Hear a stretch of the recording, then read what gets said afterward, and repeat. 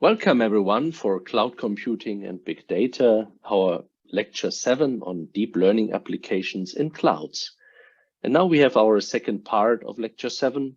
While in the first part, we really connected a lot of the previous course materials to the Amazon Web Services idea of providing essentially an environment for deep learning.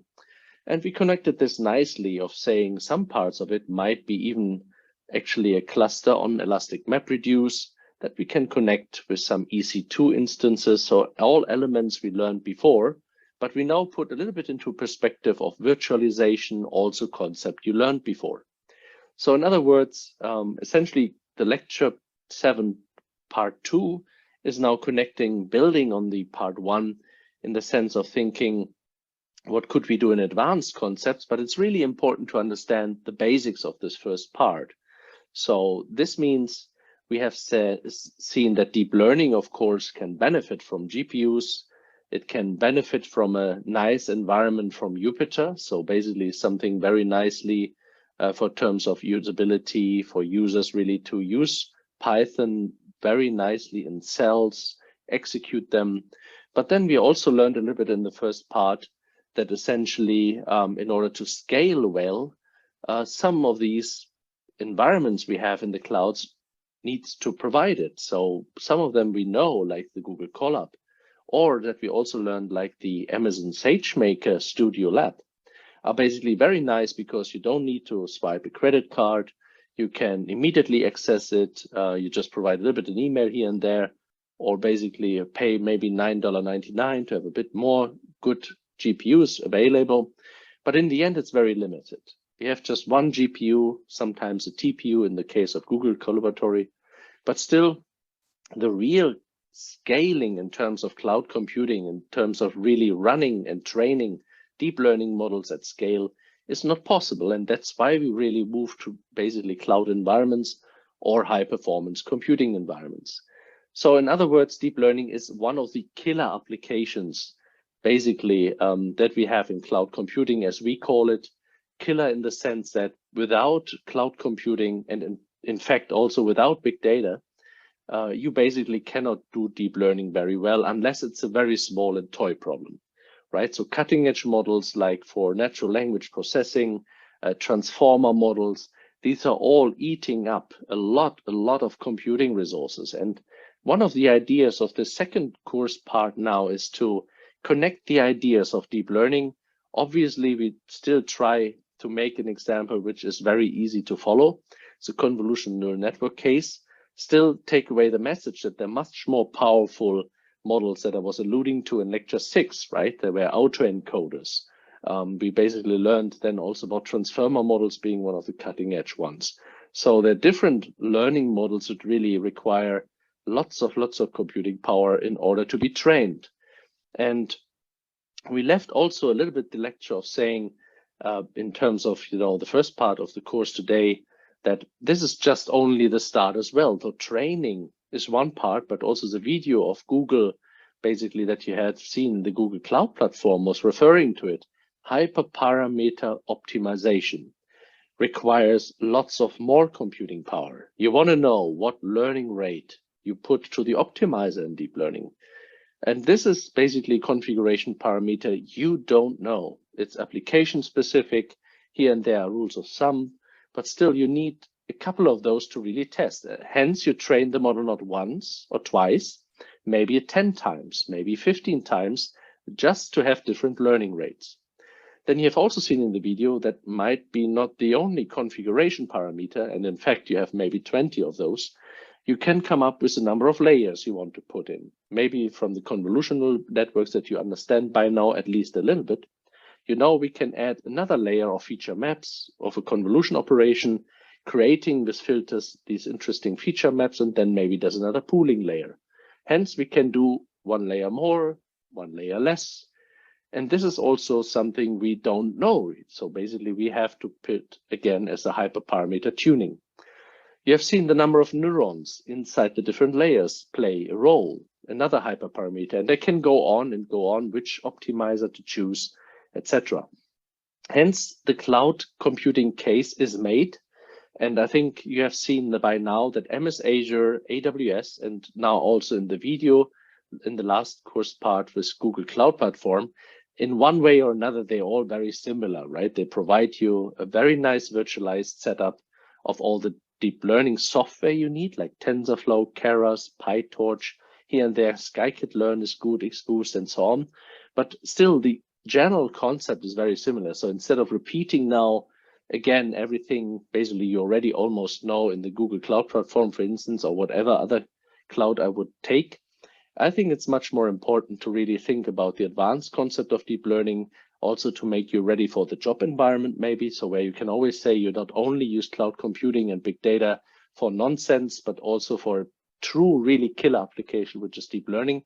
And the idea of the second part is now really to connect some of these concepts, especially, a bit, fueled on convolutional networks, but with an emphasis on computing, with an emphasis to data.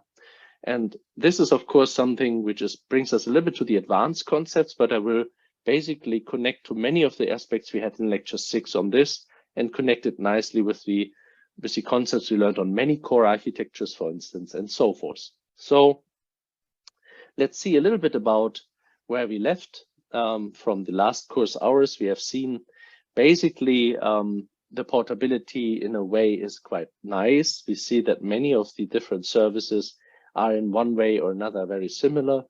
So whether you go to the Google Cloud Platform, whether you go to MS Azure or AWS services, they provide you a nice environment, but also take away the message that basically two things apply. Firstly, not all is directly deep learning scaling. So when you want to have really cutting edge deep learning models, we talked about this in the recap of part 1.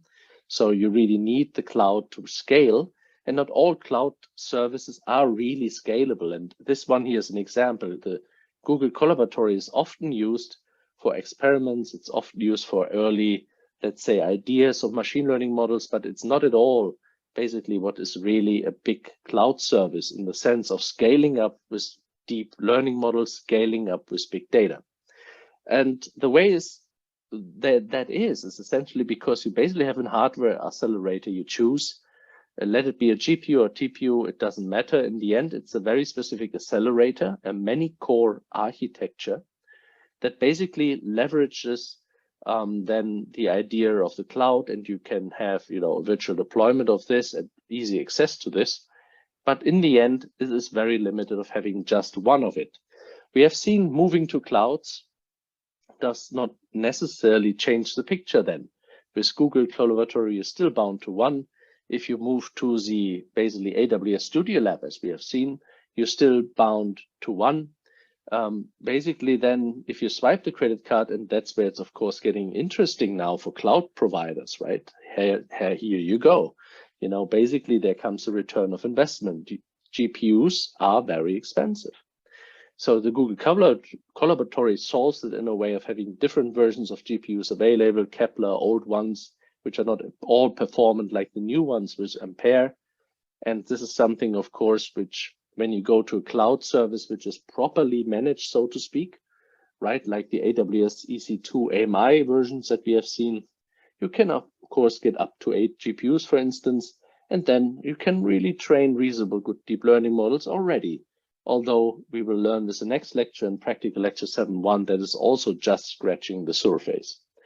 Another basically message I wanted to leave you on the table here is, although it looks all nice and shiny, when you move from one to MS Azure and then suddenly to AWS, going back to the Collaboratory, the portability is not directly always so nice with basically Python and all of this. You will see that different APIs, different versions of TensorFlow, Keras. You really have to make sure to switch to the right versions. Make sure that you have really the right version in your code that you create. And I think that's part of your assignment too, to really see a little bit. Of course, there's all code behind it. We basically were showing this already in lecture 6 a little bit, but the idea, of course, of the second assignment is that you get a little bit closer to code, a little bit more closer to real examples. And then you understand really the differences of basically using CPUs versus GPUs, but also understand that, of course, in the end, it's still coding, against a specific API or version of TensorFlow or Keras. And that's where the complexities begin. So you see that a little bit basically on all the updates here, right? You see update Keras 2.2.5, update 2.2.2, 1. These are basically challenges in the machine learning community. And as you have seen in MS Azure, AWS, and Google Cloud Platform a little bit, not yet in the video completely, but still they have the same idea that here and there you can even pick different resources based on different packages on very specific versions. And that's what you need, because if you compiled or worked with Python, let's say, against a specific version of TensorFlow, let's say 1.0 for COVID chest X-rays arrays, like basically one of my PhDs is doing for his PhD, and suddenly has to move to TensorFlow 2, many things don't work anymore in the code. So you have to change this or accept the fact that you can maybe basically have an older version of TensorFlow somewhere in the cloud platforms, basically in AWS, instead of using the cutting edge ones. And that's why many of these cloud providers always provide you what we call backwards compatibility, right? That's very important to enable better portability.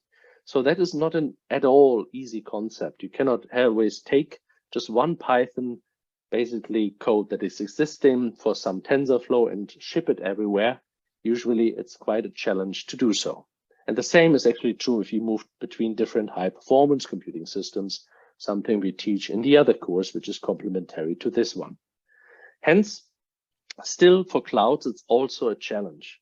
Obviously, there's the economics of scale again. Once they solve that once for an AMI image here and there in these different versions, they roll it out in all the different cloud centers.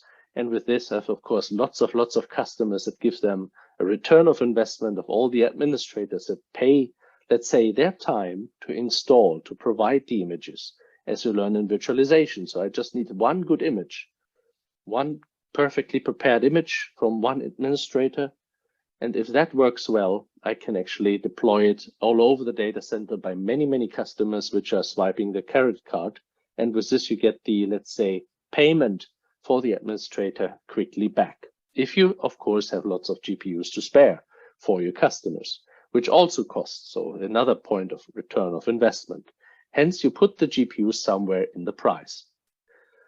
Another concept now, basically going back then also to the couple of last lectures, beginning maybe very early in the course with linear learning models, you have seen that one learning, one linear learning model we had was very basic.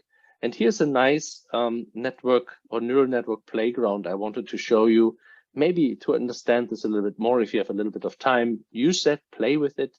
You see you can add neurons, basically add hidden layers. And you will see how the decision boundary, which is very poor, as you see basically between here, these two classes, right? We're talking about a linear learning model, one neuron, as you know already, with two inputs. So obviously it cannot do the job. In a way you see directly, it's the XOR problem, right? So two different edges connected in one class, not doable really perfectly by a linear learning model. Hence we need nonlinearities. You can basically do this. You can do different activation functions and something you can basically explore just to connect maybe a little bit, basically what you see from essentially the idea of a very simple neuron. We have two artificial neural networks, and now the more advanced CNN aspects we will also learn in the course. You have the third course hours basically today, which are free, so to speak. So I would encourage you, please, I'm not checking this, but you have the third course hours today. Please use this neural network playground a little bit, explore what I'm just talking about, explore what I said in different learning rates, which is one of the hyperparameters, a different activation function, the rectified linear unit, or take another one, and maybe apply some regularization and so on. Obviously, a real machine learning course or real deep learning course will basically learn you this much more by heart. I cannot do this here in a, let's say, cloud computing and big data course, but many of the ideas of how much data you need and how much processing you need in terms of number of neurons, nonlinearities, and so on are directly connected. So something for the third course hours indeed.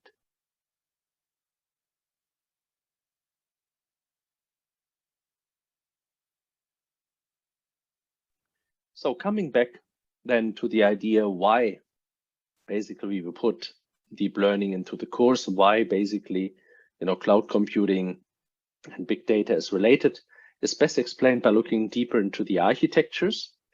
And here you see zoomed in on purpose a little bit, of this AlexNet, where the emphasis is not anymore now all these different layers and so on, but just think about that all what we discussed in the last lecture 6 is these connections, right? They'd have to be filtered in order to create this interesting feature maps.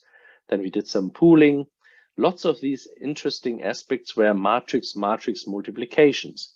And if you now remember a little bit what I told you in the first part of the course in lecture 1 and before, GPUs are very weak, basically processing engines, in a way that they basically do each of the different, let's say, computing very, let's say, with low performance compared to cutting edge CPUs.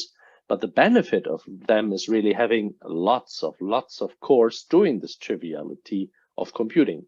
In other words, again, high performance, but on a different way with many cores, which have all moderate performance and not, let's say, very high single clock frequency like cutting edge CPUs have, but they can just enormously benefit from tasks which are really embarrassingly or nicely parallel. And if you look how matrix multiplication work, it's basically very independent from all the different matrix rows. You can really nicely see that this is nicely parallelizable.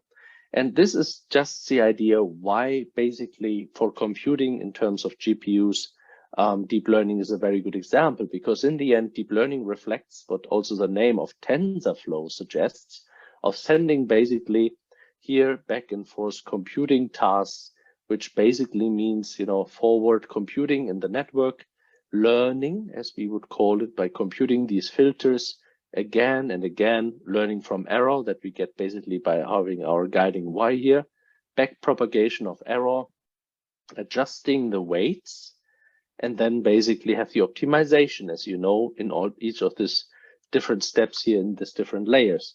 And this is incredibly computing expensive. However, if you think about all these updates of the weights basically computed, then depending on the kernel sizes, as we discussed the last time, for instance, this all contributes to the fact when you go layer by layer by layer, that basically you have lots of connections to compute. But each of these connections to compute are basically independent often. You have things like data parallel computing that we will explore also in lecture 7.1, much more deeply by Rocco.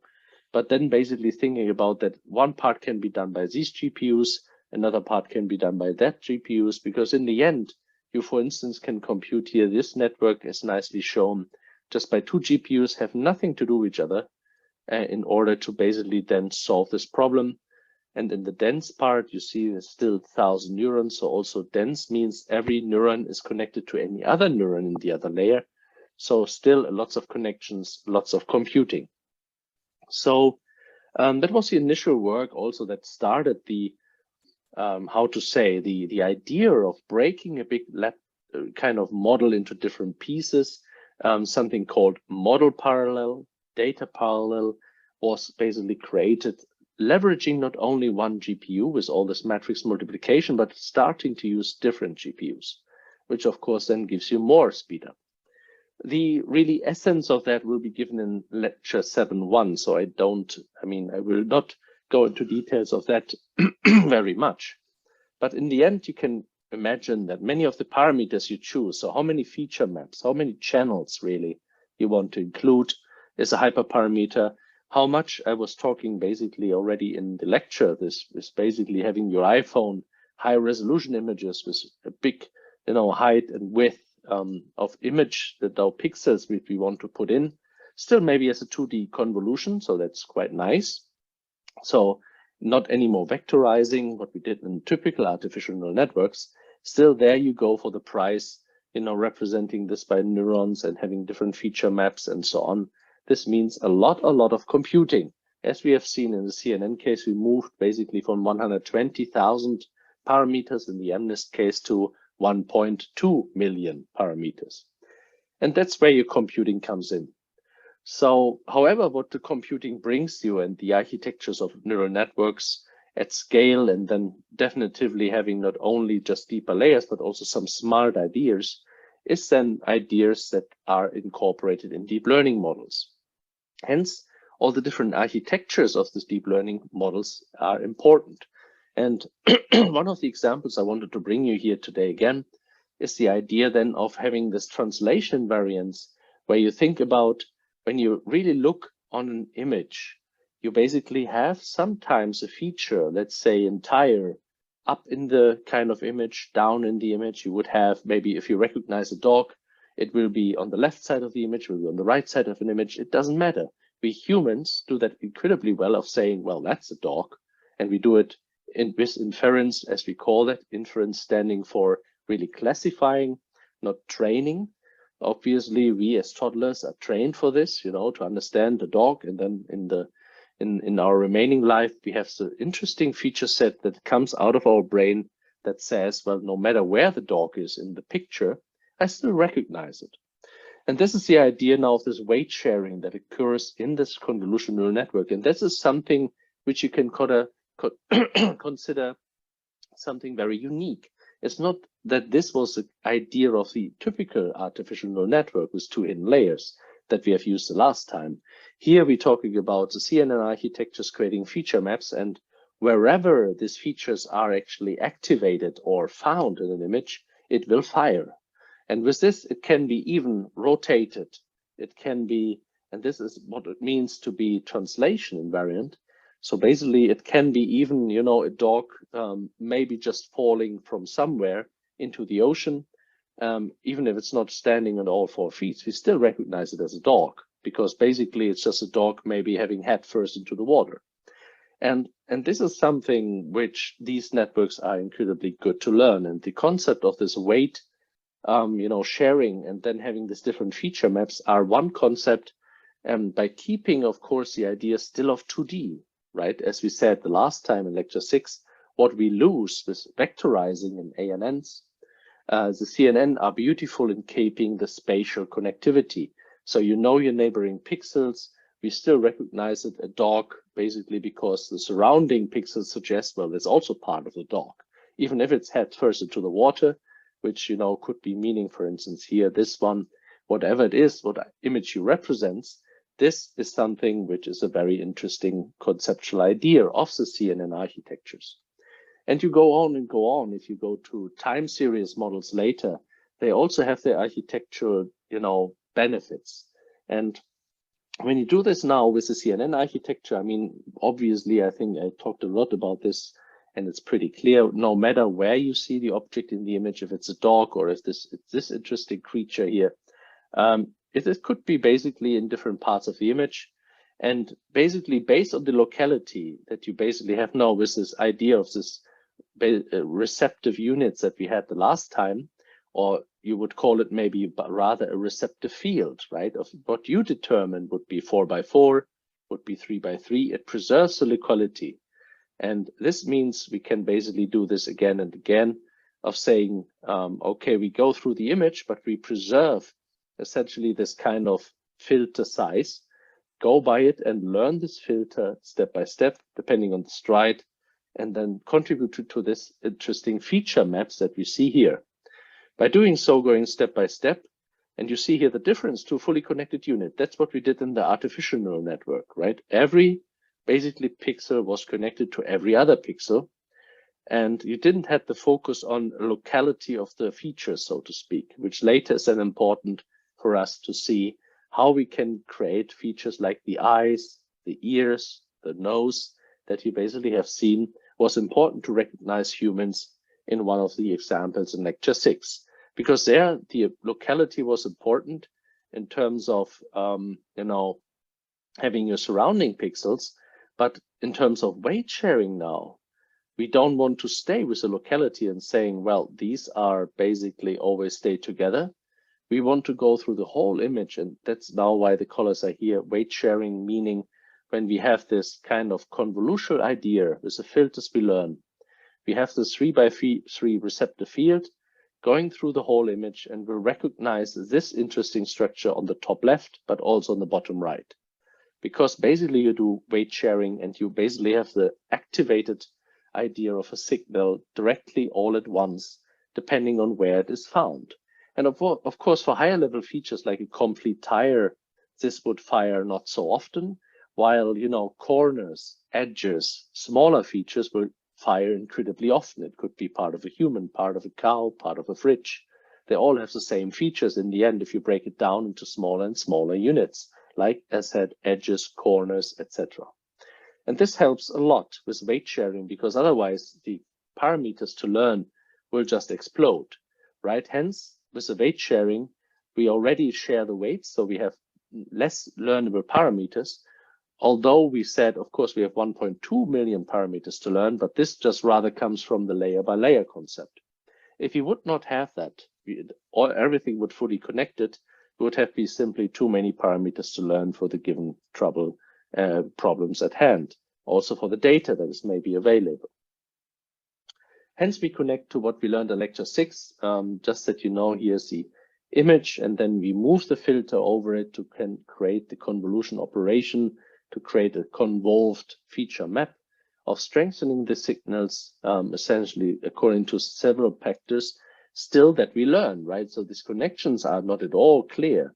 That's still something of weights, here a 4x4 filter, not a 3x3, but a 4x4 filter, and these weights are being learned. And you move through that, and basically by identifying step by step through deep learning in different layers, you basically get more and more a feature map right that it detects these features. And if a feature is detected, it will fire, it will basically strengthening these connections of the weight sharing, particularly because, again, the signal was found, and will over time really apply the fact that when these signals are often found, of course, will strengthen these connections. Hence, this is the way how we learn it, right? So the idea is still, of course, we have a very interesting network at the beginning, perhaps that is not at all clear how all these different connections will be. And one thing to say is also, given that deep learning has many, many layers, people more and more, of course, neglect the connections, right? So here you see essentially, we don't have connections here anymore. We don't have connections between this, basically, although this is basically just options of stride to show you, are they partly overlapping, not overlapping, and so on. You can, of course, have here different kernel sizes, different strides to choose. But the key message to take away is when you see different networks today, they lose a little bit the idea of showing you all these different weights, right? Because essentially there are lots of them, and it's hard to visualize them. So to go back and summarize a bit what we learned of the benefits of these convolutional networks and their kernels, how we call it, is really basically think how we approach a problem. So think about that the neighboring pixels are important, spatial information is preserved, and we don't really look on each individual pixel perfectly, but rather think about a filter and see, well, where do you see this car over there? Well, the first thing our basically brain will say, where is the filter for a tire? What looks like a car? And where basically should I see a car if my friend points me to that direction? And immediately we see the car because we have the filters trained of saying, well, that looks like a car because it has, let's say, 4 wheels or 2 wheels when we look from the side. Hence, this kind of idea is really taking this to the extreme in the deep learning, creating big features, smaller features, combining them, and then basically get the full picture right. And this could be applied to flowers, Iris setosa, virginica, to remote sensing that you have in the other course with Gabrielle, for instance. Think about land cover and satellites, of course, if there's a river. Suggestions could be that actually 1 pixel in the neighborhood might be also water if it's a river, and so on, or buildings the same way. So this locality matters, right? And of course, one way how to treat that best is then this weight sharing, where you then basically can also do this in different parts of the image, not hard coded, so to speak, to one specific location, because the tires of a car could be sometimes on the top, on the bottom, left and right in an image. So Hence, you use these filters to detect them. You can see it as a signal activated attire. You see, okay, let's reinforce it. What that means for computing means we do element-wise multiplication again. What's the image we see, the filter we have, and by this strengthening the connections. And basically, this gives you then a perfect correspondent again and again. If you think we don't do this one times, we do this, let's say, with 1,000 images of a car, then of course we learn the filter more and more right, what could be different wheels on the car.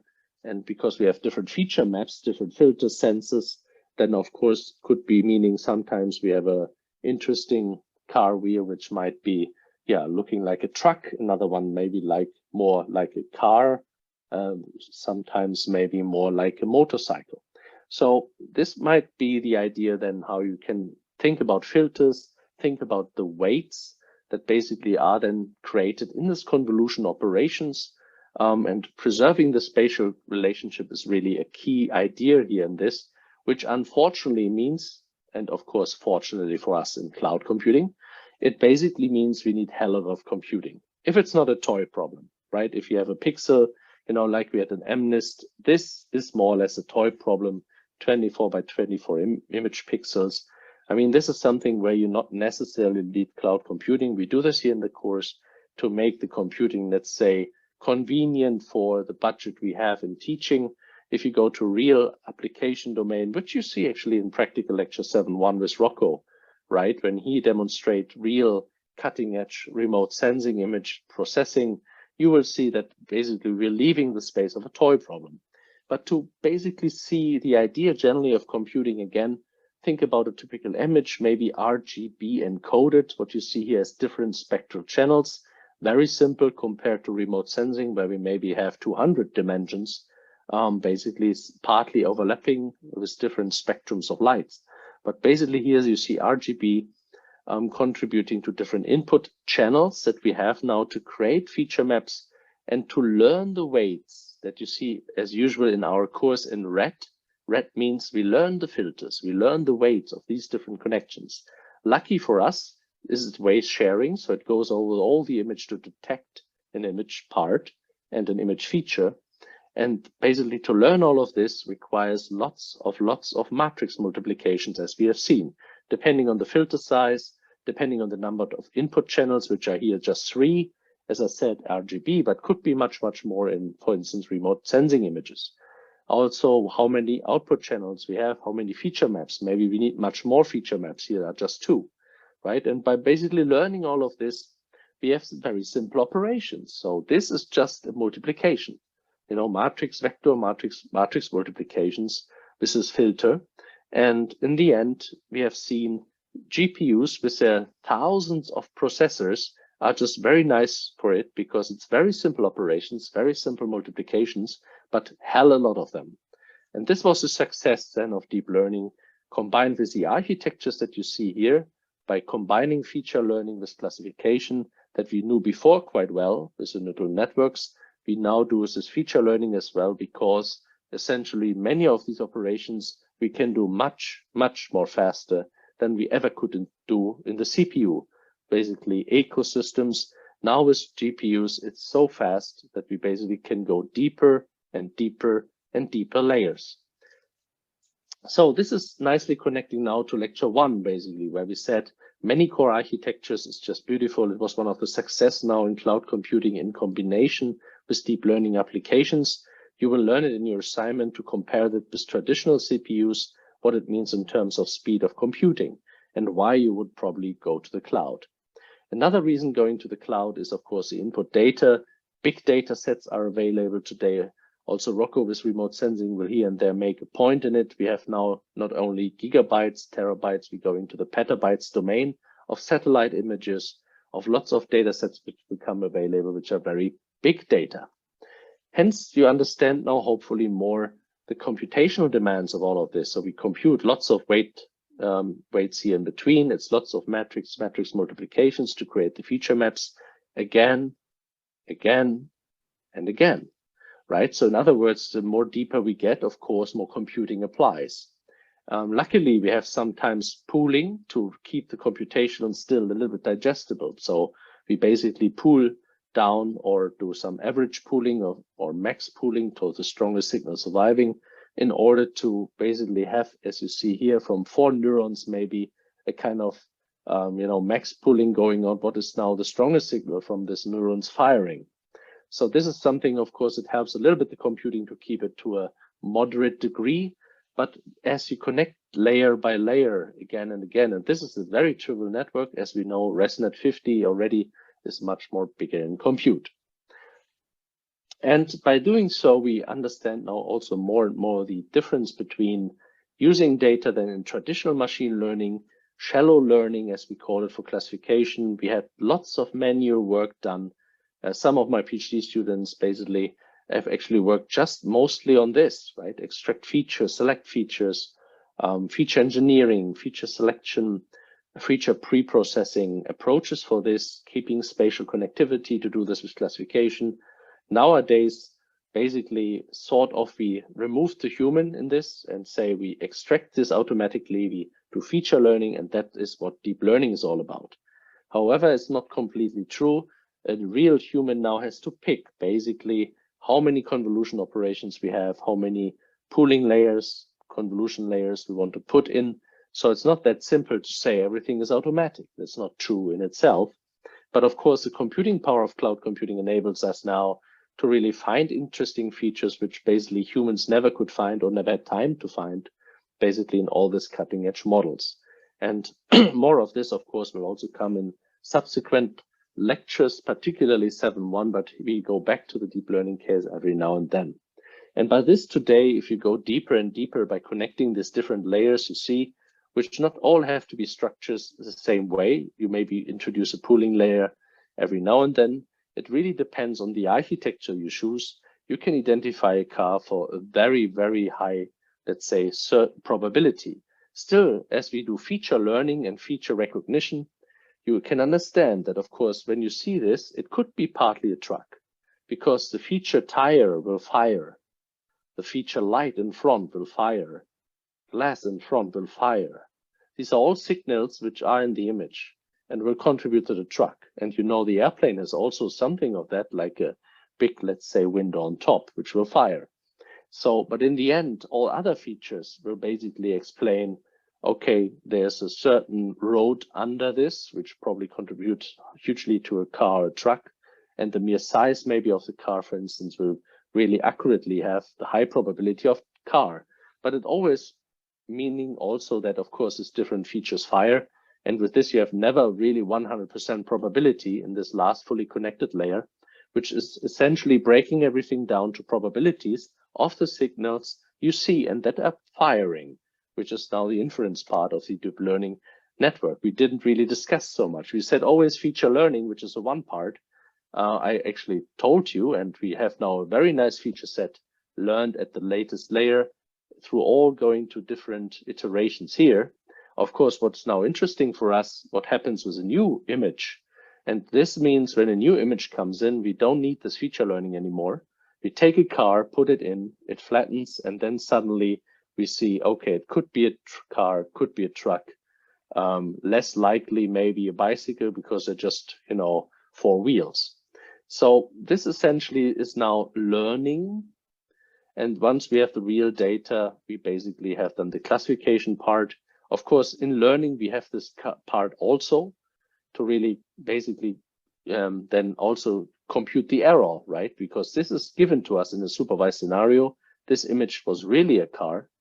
This image was really a truck or not. And if you have error, that means we have to basically calculate back propagation through the different layers. What is the error? And you do the same way, basically, in basically different application areas. Satellite images will be part of practical lecture 7.1. I was alluding to this a lot of time, where we then do pixel-wise classification. This lecture will also very nicely, as an appetizer already to listen to it, show you that cutting-edge models are not at all so simple as we have seen.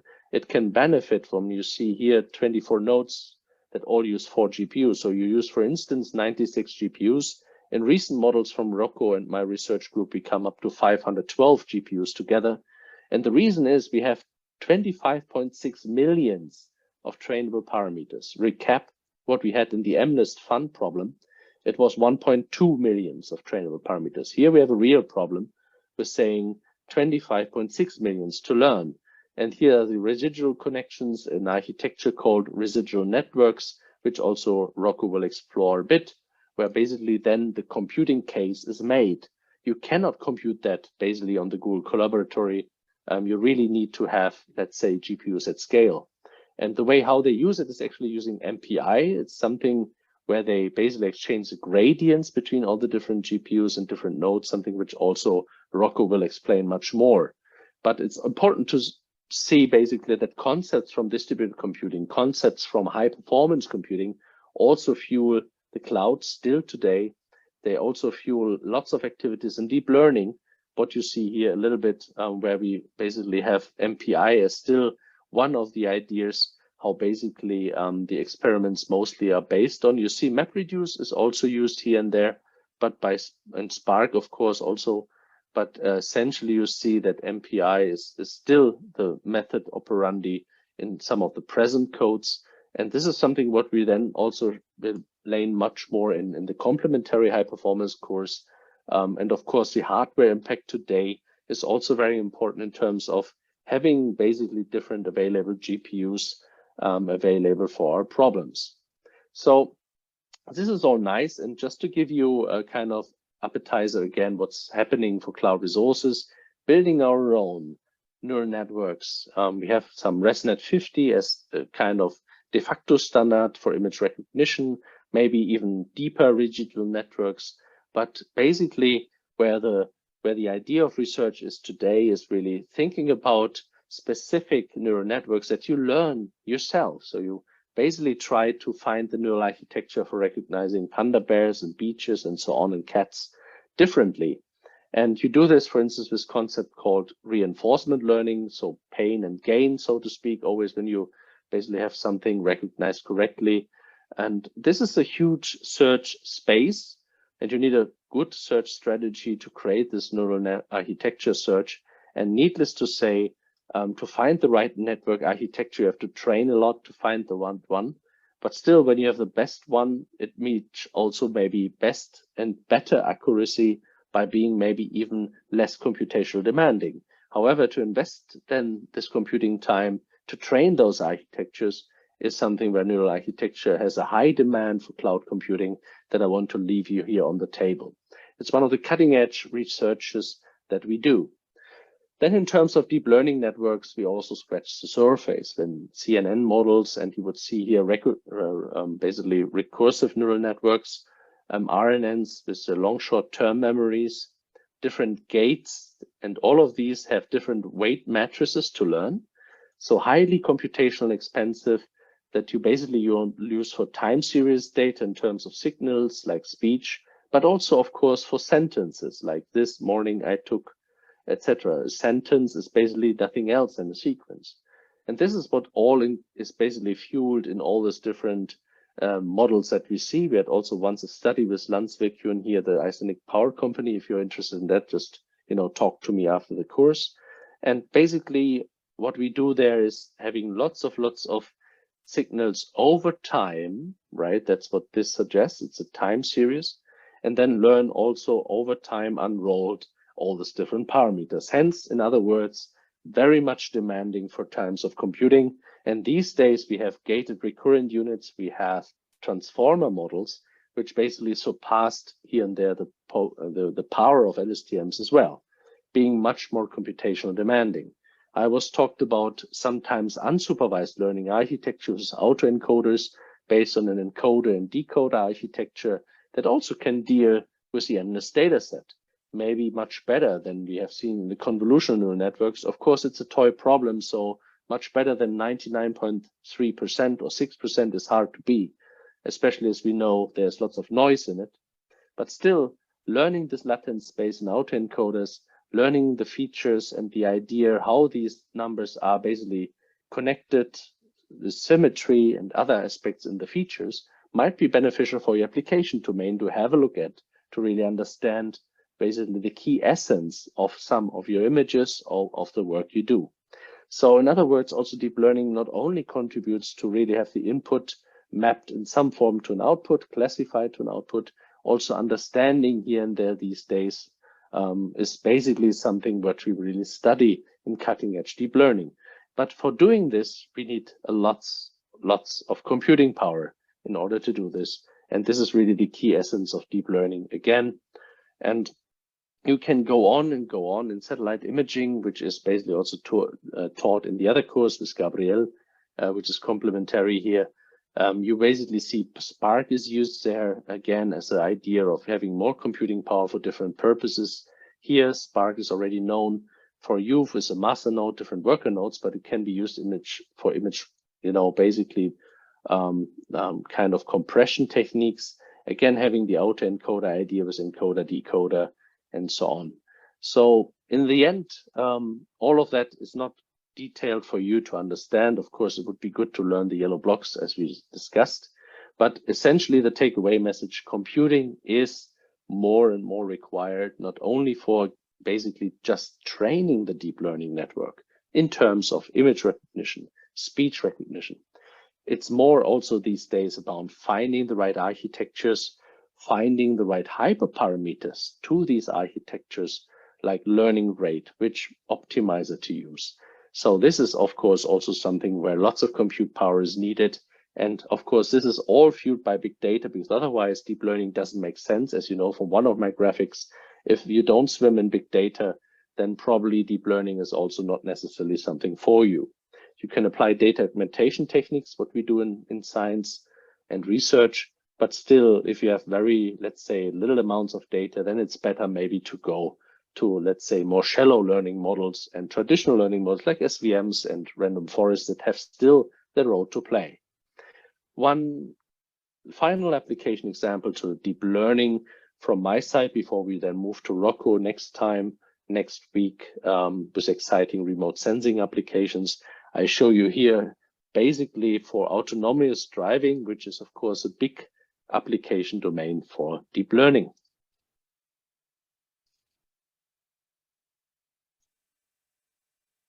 Maximum speed 50.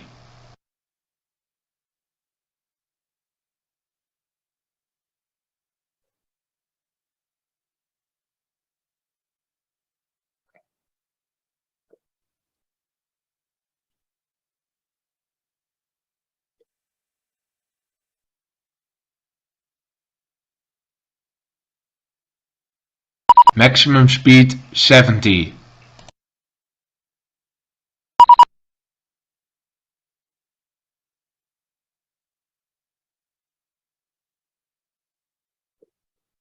Maximum speed 100.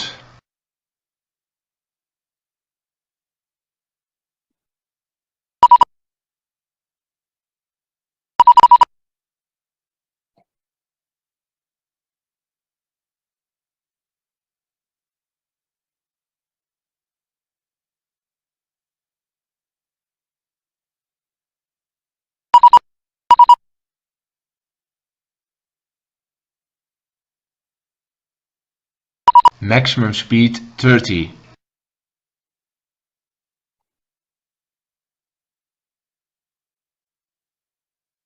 Maximum speed 50.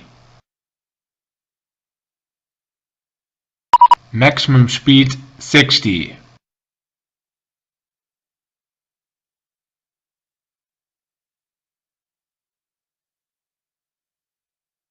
Maximum speed 70.